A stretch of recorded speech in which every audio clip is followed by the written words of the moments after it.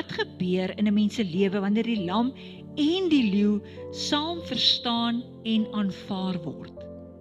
Ek kan hierdie vraag met baie eerlikheid antwoord. Daar kom 'n kragtige balans in jou lewe.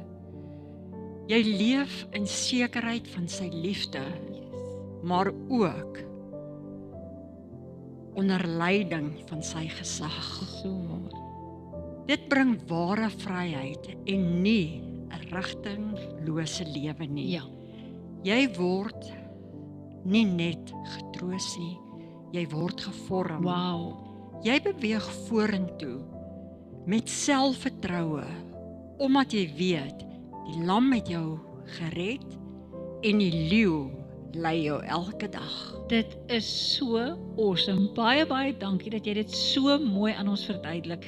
Dankie dat ons weet, ons dien 'n God wat sy seun gestuur het as lam, maar hy kom terug as die leeu. Halleluja. Ja. En ons is so dankbaar vir die lam en die leeu in ons lewens,